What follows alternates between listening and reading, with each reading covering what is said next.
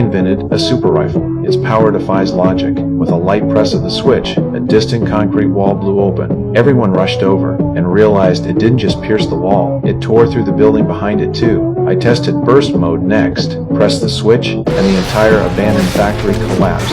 I grabbed my camera and recorded everything. Later, I gave the footage to a friend, asked him to find a buyer willing to pay big. He didn't disappoint. He set up a meeting with the head of weapons development. When they saw the video, no one believed a toy-like gun could cause such destruction. They asked me to demonstrate it in person at the testing ground. I agreed, and this time I brought the improved version. A few days later, I showed up at the test site with Gen 2. I assembled it fast, locked onto an old tank in the distance, looked through the scope, and pressed the switch. In the next second, thick steel ripped apart. The tank crumbled. Everyone stood frozen. No one could believe this small thing had that kind of power. The director asked me how it worked. I refused to explain, but offered the tech for a price. He agreed to a deal. Soon, the project manager brought in a cameraman to record the whole process for their higher-ups. This time was enhanced mode. They wanted to know the gun's limits. On his command, I pulled the trigger. The target exploded on impact. The shockwave sent everyone flying back. Luckily, they were behind cover. No serious injuries. As I spoke to the director, a bullet suddenly flew past.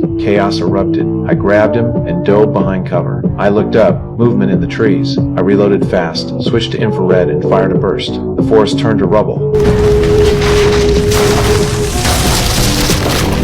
When I got home, the house was empty. My wife and kid were gone. A note was left behind. They wanted the rifle and the tech files in exchange for their lives. I had no choice. At the exchange, I saw the man in charge. He worked for the director. Right then, I understood. The deal was a trap. They never planned to let me live. They just wanted the weapon. I shielded my family, then headed alone to a nearby tower. I had it all planned. There was a tracker inside the gun. What I brought wasn't the latest version. It was the prototype, redesigned to look like a toy. No one noticed it in the crowd. I set up my gear, watched the car pull in, and without hesitation, I hit the switch.